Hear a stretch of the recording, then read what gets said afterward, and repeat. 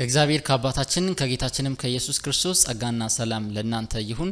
ዛሬ አብረን በመሆን እግዚአብሔር የከሰረ ነጋዴ ይመስላልን በሚለው ርዕሰ ጉዳይ የምንወያይ ይሆናል። ይሄንንም ርዕስ የወሰድኩትኝ ከአንድ ካልቪኒስት ጋር በነበረኝ ውይይት ላይ እኔ ማመልከው እግዚአብሔር የከሰረ ነጋዴ እንደሚመስል ባሳየኝ ንጽጽር ነው። ወደ ታሪኩ ጋር ስገባ ከአንድ ፌሎሺፕ ላይ ያኔ 11ኛ ክፍል ተማሪ ምናምን ነገር እያለው ስንወጣ ከአንድ ካልቪኒስት ጋር ወደ ቤት በሚሄድበት ሰዓት ነበር ውይይቱ። በውይይቱም እንዲህ ነበር ያለኝ፣ ኢየሱስ ክርስቶስ ለሁሉ ማለት all without exception without destination and without exception ለእያንዳንዱ ለሰው ልጆች እንደሞተ ነው አይደለም የምታምነው ሲለኝ እኔም ማምነው እንደዚያ ስለነበረ አሁን ኢየሱስ ክርስቶስ ለሰው ሁሉ ሞቷል፣ ሰው ሁሉ እንዲድኑ ደግሞ ይሻል ብዬ መለስኩለት ማለት ነው። ሁሉ ግን ይድናሉን ብሎ ደግሞ ተከታታይ ጥያቄ ሲጠይቀኝ አይ ሁሉማ አይድኑም፣ በጊዜው አርሚኒያን ነኝ ብዬ ስለማስብ እኛ አርሚኒያኖችም እናንተ ካልቪኒስቶችም የምናምነው የሚያመሳስለን አንድ ነገር አለ። እርሱ ምንድነው? ሁሉ ሰው እንደማይድን እናምናለን። እናንተ ግን የተመረጡ ሰዎች ብቻ ናቸው የሚድኑት ብላችሁ ስትሉ እኛ ደግሞ የምንለው አይ የሚያምኑ ሰዎች ናቸው የሚድኑት ብለን እንላለን በሚለው ነበር ያወራውትኝ። እና በዚህ መሃል ሁሉ ሰዎች እንዲድኑ የሚሻ ከሆነና ሁሉ ካልዳኑ ስለዚህ የእግዚአብሔር ሐሳብ ከሽፏል ማለት ነው። ስለዚህ ያንተ እግዚአብሔር የከሰረ ነጋዴ ይመስላል ነበር ያለኝ ማለት ነው። የምር ግን የኛ እግዚአብሔር ይነን ካልቪኒስቶች እግዚአብሔር የከሰረ ነጋዴ ይመስላል ወይ? ያው ወቀሳውን እንዴት መመለስ እንዳለብኝ በቀጥታ አላወኩኝም ነበር። ለብዙ አመታት ሳሰላስል ቆይቻለሁ። እና የምር ግን እግዚአብሔር እኔ ማምልከው እግዚአብሔር የከሰረ ነጋዴ ይመስላልን? ኦፍ ኮርስ ሁሉ እንዲድኑ ይፈልጋል።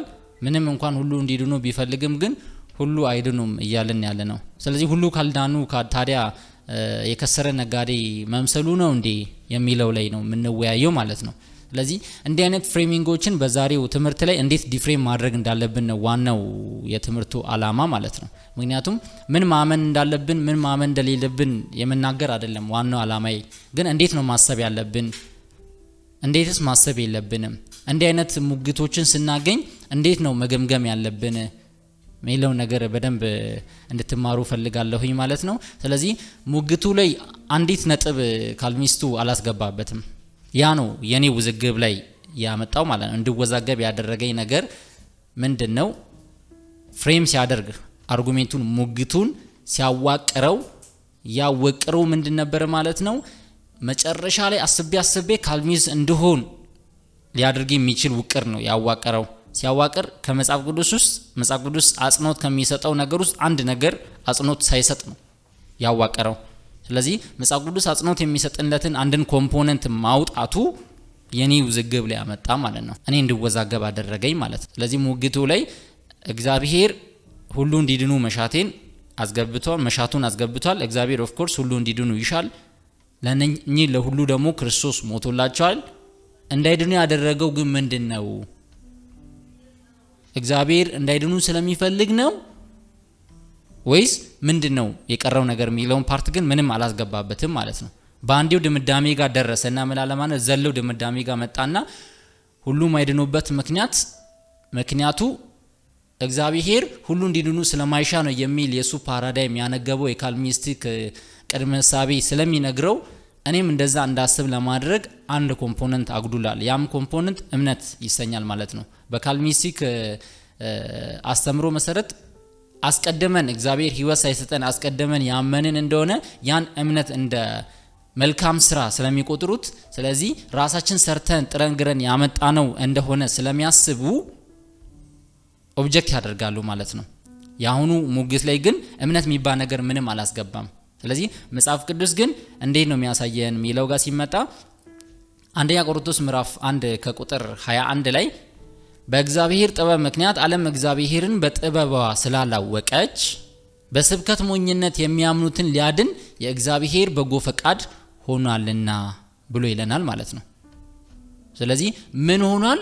በጎ ፈቃድ it pleased God የሚለው ነው። ፕሊዝ አድርጓል። በቃ አሰኝቶታል፣ ደስ አሰኝቶታል። ማንን ሲባል እግዚአብሔርን። የማን በጎ ፈቃድ ሆኗል? የእግዚአብሔር በጎ ፈቃድ ሆኗል። ስለዚህ ምን ሊያደርግ የእግዚአብሔር በጎ ፈቃድ ሆኗል? ሊያድን የእግዚአብሔር በጎ ፈቃድ ሆኗል። እነማንን ሊያድን የእግዚአብሔር በጎ ፈቃድ ሆኗል? የሚያምኑትን ሊያድን ነው የእግዚአብሔር በጎ ፈቃድ የሆነው ማለት ነው። ስለዚህ በምን የሚያምኑትን ሊያድን ነው የእግዚአብሔር በጎ ፈቃድ የሆነው? በስብከት ሞኝነት የሚያምኑትን ሊያድን የእግዚአብሔር በጎ ፈቃድ ሆኗል። ስለዚህ እግዚአብሔር ከስሯል፣ የከሰረ ነጋዴ ይመስላል ማለት የምንችለው እኔ አምኜ በወንጌል አምኜ በስብከት ሞኝነት አምኜ እግዚአብሔር አላዳነኝም የሚል ሰው ካለ ያኔ ከስሯል ማለት ይቻላል። ነገር ግን ሁሉም አይድኑበት ምክንያት እግዚአብሔር እንዳይድኑ ስለሚፈልግ አይደለም ካልቪኒስቶች እንደሚያስቡቱ። ነገር ግን ሁሉ የማይድኑበት ምክንያት እግዚአብሔር እነሱ እንዳይድኑ ስለሚሻ ሳይሆን ምንም እንኳን እግዚአብሔር እንዲድኑ ቢፈልግም ግን እንዲሁ በዘፈቀደ ሊያድን አይደለም በጎ ፈቃዱ የሆነው። በስብከት ሞኝነት የሚያምኑትን ሊያድን ነው የእግዚአብሔር በጎ ፈቃድ የሆነው። ስለዚህ አብዛኞቹ ማይድኑት በስብከት ሞኝነት ስላላመኑ ነው ያልዳኑት እንጂ ካልቪኒስቶቹ እንደሚነግሩን አስቀድሞ እግዚአብሔር በእነርሱ መስራት ያለበትን መልካም ስራ ስላልሰራ አይደለም ያላመኑት። ማለትም አስቀድሞ እግዚአብሔር ዳግም ስላልወለዳቸው አይደለም ሳያምኑ የቀሩት። ስለዚህ መጽሐፍ የሚለውንና የማይለውን ነገር አጥርተን ማየታችን እጅግ በጣም አስፈላጊ ነው ማለት ነው። ከአንዳንድ አላስፈላጊ ውዝግቦች ይታደገናል መጽሐፍ ቅዱስን ማወቃችን። ልክ ጳውሎስ እንደሚለው እግዚአብሔር የውዝግብ ደራሲ አይደለም፣ God is not the author of confusion ብለው እንደሚለው ማለት ነው። እየተወዛገብክነ ግራ ገብተዋል፣ የዛ የውዝግብ ደራሲ አውተር እግዚአብሔር አይደለም፣ ያንተ አለማወቅ ነው። በሰንበት ክላስ ሊሆን ይችላል፣ ቤተክርስቲያን ሊሆን ይችላል፣ በግል መጽሐፍ ቅዱስን በማጥናት ሊሆን ይችላል። ኢዘር ወይ ግን መጽሐፍ ቅዱስን በአግባቡ ባለማወቃችን የተነሳ አንዳንድ ግራ መጋባቶች ይመጣሉ ማለት ነው። ኮንፊውዥን ይመጣል ማለት ነው። ስለዚህ ይሄን ኮንፊውዥን ግን ለመንቀል መጽሐፍ ቅዱስ የሚለውን ማወቅ የግድ ይነናል። ስለዚህ ኦብቪየስሊ አሁን አንደኛ ቆሮንቶስ ምዕራፍ 1 ከቁጥር 21 ላይ የሚለውን እንዳሳየኋችሁ መጽሐፍ የሚለው የእግዚአብሔር በጎ ፈቃድ ደስ ያሰኘው እግዚአብሔር ምንድነው ተብሎ ሲባል በስብከት ሞኝነት የሚያምኑትን ለማዳን ነው የእግዚአብሔር በጎ ፈቃድ ነው። ስለዚህ አምኖ ያልዳነ ማንም ሰው የለም።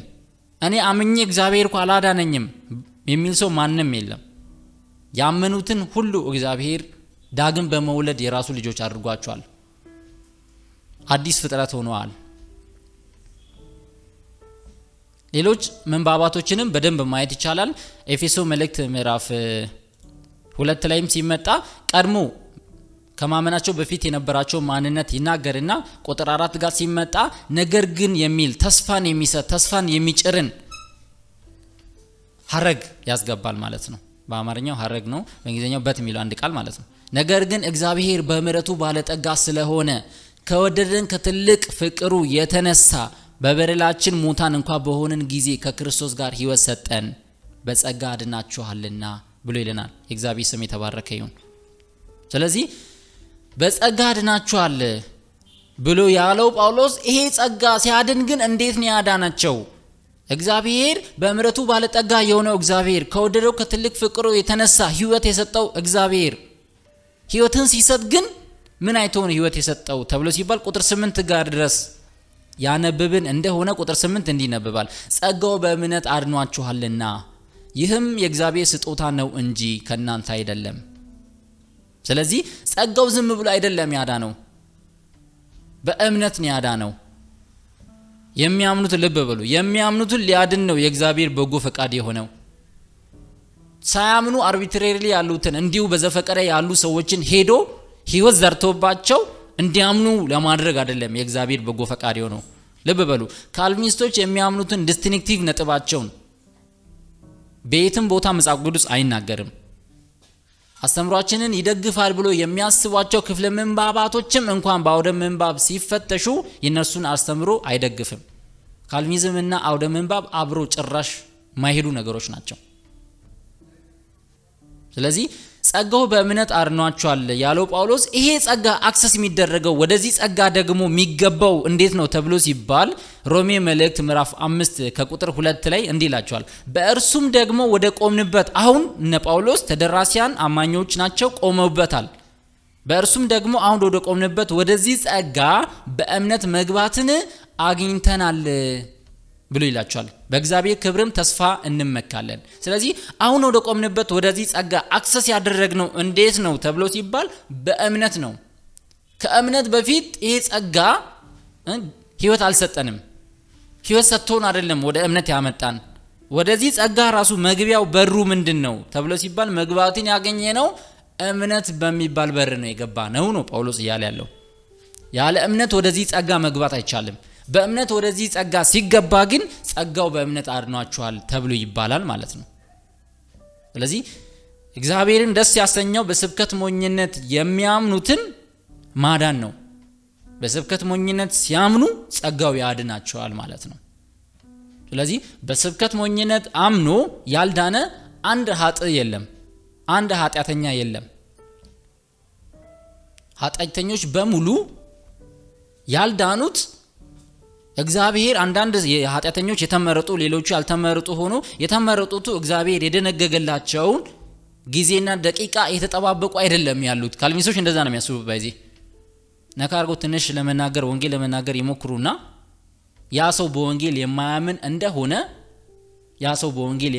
እንደሆነ የሚያስቡት የዚህ ሰው ጊዜ አልደረሰም ይሆናል። ምናልባትም ያልተመረጠም ሊሆን ይችላል፣ ወይ ደግሞ የተመረጠ ከሆነ ደግሞ ጊዜው አልደረሰም ይሆናል። ማመን ያለበት እግዚአብሔር ሕይወት የሚዘራበት ጊዜ አልደረሰም ይሆናል በማለት ነው የሚያስቡት። እንዲህ አይነት አስተሳሰብ ከየት ነው የመጣው? ከመጽሐፍ ቅዱስ አይደለም። ምንጩ ምንም ይሁን ምን ምንጩ አይደለው አንድ ነገር ግን አውቃለሁ፣ የእምነታቸው ምንጭ መጽሐፍ ቅዱስ አይደለም፣ በፍጹም ሊሆን አይችልም። ስለዚህ አሁን ወደ ቆምንበት ወደዚህ ጸጋ መግባትን ያገኘነው በምንድነው? በእምነት ነው ማለት ነው። ለሮሜ ሰዎች እንደገና በአጽንኦት ይነግሯቸዋል። ምዕራፍ 10 ጋር ደርሳችሁ ማንበብ ትችላላችሁ። ከዛ በፊት በጣም ካልቪኒስቶቹ የሚወዱት የነሱን አስተምሮ ግን በምንም ታምር የማይደግፈው ምዕራፍ ሮሜ መልእክት ምዕራፍ 9 ነው። ምዕራፍ 9ን በሰፊው ሌላ ጊዜ በደንብ እናወራለን። ነገር ግን ማገባደጃው መጨረሻው ጋር እንሄዳለን። እርሱም ደግሞ ምንድነው? ቁጥር 30 ላይ እንግዲህ ምን እንላለን? ጽድቅን ያልተከተሉት አሕዛብ ጽድቅን አገኙ፣ እርሱ ግን ከእምነት የሆነ ምንድነው? ጽድቅ ነው። አሕዛቦች ጽድቅን ሲከታተሉ አልነበረም፣ እስራኤላውያን ሲከታተሉ ነበር። የሚከታተሉ እስራኤላውያን ሳያገኙ የማይከታተሉት አሕዛቦቹ አገኙ። እነኛ ያገኙት ጽድቅን ግን በእምድነው ያገኙ ሲባል ከእምነት የሆነ ጽድቅ ነው። ቁጥር 31 እስራኤል ግን የጽድቅን ሕግ እየተከተሉ ወደ ሕግ ምን አልደረሱም። 32 እና 33 ይህ ስለምንድር ነው? ለምንድነው የሆነው ብሎ ይጠይቃል። የካልቪኒስቶቹ ምላሽ እነሱ ያልጸደቁት እግዚአብሔር እንዲጸድቁ ስላልፈለገ ነዋ። እግዚአብሔር ዓለም ሳይፈጠር እንዲጸድቁ ስላልመረጠ ነዋ የሚል ምላሽ ነው። የጳውሎስ ምላሽ ግን እንደዛ አይደለም። ጳውሎስ ኖስቲክ አይደለም። ባይዚ አስተውሱ እሺ። ጳውሎስ ሜኒካን ኖስቲክ አይደለም። ሜኒካን ኖስቲዝም ውስጥ የተጠመቀ ሰው በኋላ ሜኒካን ኖስቲዝምን አጥምቆ ክርስቲያናይዝ ለማድረግ የጣረ ሰው አይደለም። አውግስቲን ለማድረግ እንደጣረው ቁጥር 32 እና 33 ላይ ይህስ ስለምንድር ነው? በስራ እንጂ በእምነት ጽድቅን ስላልተከተሉ ነው ብሎ ይላል። ስለዚህ ጽድቅን የተከተሉት እስራኤላውያን በስራ ነው እንጂ በምን አይደለም፣ በእምነት ጽድቅን ስላልተከተሉ ነው ያልጸደቁት። እነሆ በጽዮን የእንቅፋት ድንጋይና የማስተናከያ አለት አኖራለሁ፣ በእርሱም የሚያምን አያፍርም ተብሎ እንደተጻፈ በእንቅፋት ድንጋይ ምን ሆኑ? ተሰናከሉ ብሎ ይላል። 10ኛው ምዕራፍ ጋር ሲመጣ 10ኛው ምዕራፍ እሺ ቁጥር 9 ጋር ሲመጣ እንዲህ ይላል። ኢየሱስ ጌታ እንደሆነ በአፍ ብትመሰክር እግዚአብሔርም ከሙታን እንዳስነሳው በልብ ብታምን ትድናለህና። ምን ብትሆን ትድናለህ? ብታምን ትድናለህ። እግዚአብሔር ሕይወት ቢሰጥ ሕይወት ከመስጠቱ የተነሳ ብታምን ትድናለህ አላለም። መዳን ማለት ባይዜ ዳግም መወለድ ነው። እንዴ ነው የሚዳነው ሲባል ዳግም በመወለድ ነው የሚዳነው። ቲቶ መልእክት ምዕራፍ 3 ከቁጥር 5 ማንበብ ትችላላችሁ። ካልቪኒስቶች ዳግም ውልደትን ከመዳን ስለሚለዩ ማለት ነው። መጽሐፍ ቅዱስን አያምኑም። ባይዜ መጽሐፍ ቅዱስን ቢያምኑ እንደዛ ባላደረጉ ነበር። ስለዚህ ቁጥር 10 ላይ ይነበባል። ሰው በልቡ አምኖ ይጸድቃልና በአፉም መስክሮ ይድናልና ብሎ ይደናል። ስለዚህ ለማመን ኦብቪየስሊ መስፈርት አለው። አዎን አለው። ያን መስፈርት እኔ ጸጋብ አይደለሁም ወይም ሌሎች ነን ካልቪኒስቶች አይደሉም ያስቀመጡት። ይህንን መስፈርት ያስቀመጠው ሊያድን በጎ ፈቃድ የሆነው የበጎ ፈቃድ ባለቤት እግዚአብሔር ራሱ መስፈርት አስቀምጧል። ያ መስፈርት እምነት ይባላል። ስለዚህ ይህን መስፈርት ያሟሉ ሰዎችን እግዚአብሔር ያድናል። ልክ እንደ መሻቱ ማለት ነው። መሻቱ ያ ስለሆነ የሚያምኑትን አድናቸዋለሁ፣ በስብከት ሞኝነት የሚያምኑትን እነሱን ዳግም በመውለድ አድናቸዋለሁ የሚል መሻት ነው እግዚአብሔር ጋር ያለው።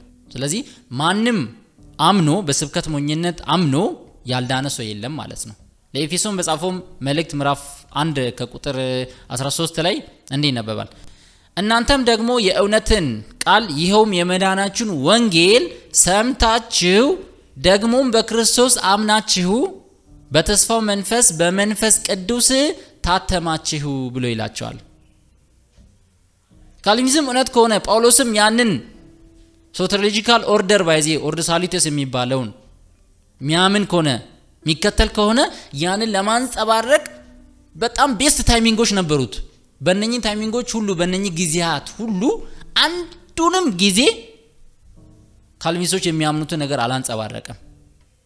እዚህ ጋር እያለ ያለው የእውነትን ቃል ይኸውም የመዳናችሁን ወንጌል ሰምታችሁ እግዚአብሔር ሕይወት ዘርቶባችሁ አመናችሁ ብሏል አላለም። ያላለው ለምንድን ነው? እንደዛ አስቦም ስለማያውቅ ነው። ወደ አእምሮም መጥቶለት አያውቅ። ይህ ሰው የወለደው ትምህርት ነው፣ ከመጽሐፍ ቅዱስ የተወለደ ስላይደለ ማለት ነው። ስለዚህ ሰምታችሁ ደግሞም በክርስቶስ አምናችሁ በተስፋው መንፈስ በመንፈስ ቅዱስ ምን ሆናችሁ ታተማችሁ፣ እርሱም የርስታችሁ መያዣ ነው ለእግዚአብሔር ያለውን ሁሉ እስኪዋጅ ድረስ፣ ይህም ለክብሩ ምስጋና ይሆናል ብሎ ይናናል ማለት ነው።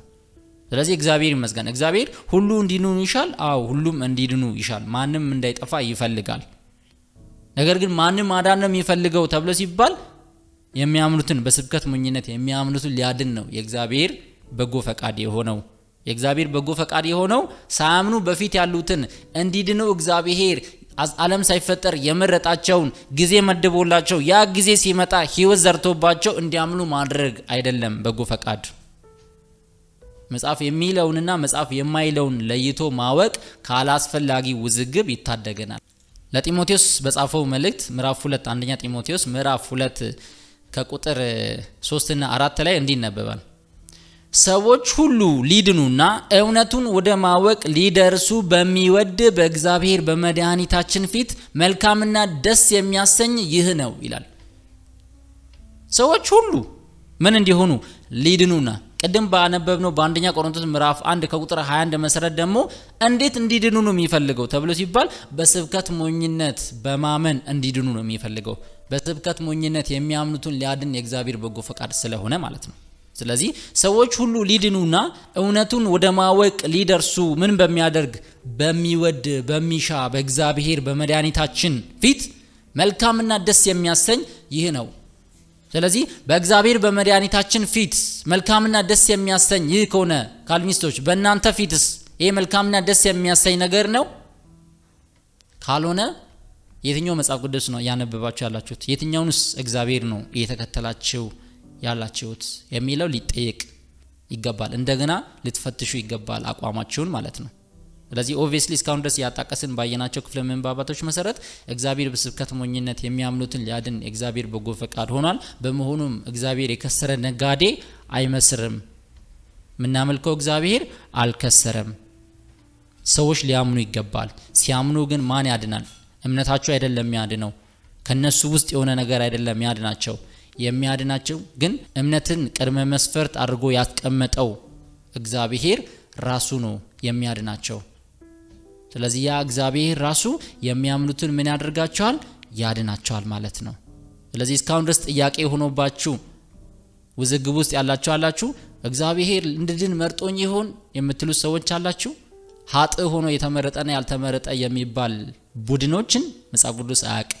እንዲህ አይነት ቡድንን እግዚአብሔር በመጽሐፍ ቅዱስ ውስጥ አላስቀመጠም፣ አላስተዋወቀንም። ስለዚህ አምላካችን ሰዎች እንዲድኑ የሚፈልገው ምን አይነት ሰዎች እንዲድኑ የሚፈልገው ማለት ነው?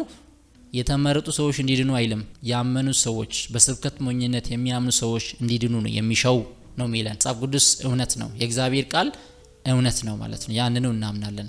ጥያቄ የሆነባችሁ ሰዎች ካላችሁ የአንዳንድ ሰባኪያን መጽሐፍ ሊሆን ይችላል፣ ስብከት እንዲገመገም የአንዳንድ ካልቪኒስቶች ስብከት ሊሆን ይችላል፣ ጽሁፍ ሊሆን ይችላል እንዲገመገም የምትሹ ሰዎች ካላችሁ ለትልኩልኝ ትችላላችሁ ማለት ነው። ስለዚህ በመጽሐፍ ቅዱስ ብርሃን የምንፈትሽ ይሆናል። አንዳንድ ያዘጋጃቸው በፌስቡክ የተመላለስናቸው እንዲሁም በመጽሐፍ ላይ የኤፌሶን መልእክት ምዕራፍ 1 ከቁጥር 4 እና ከቁጥር 5 ማብራሪያ ያንንም ሪቪው ለማድረግ ተዘጋጅቻለሁ። እግዚአብሔር በረዳይ መጠን ያንንም ቪዲዮ የመለቀላችሁ ይሆናል ማለት ነው። ይሄንን ስናደርግ ግን በጣም ሰዎችን በመቃወም ስሜት ምናምን አይደለም።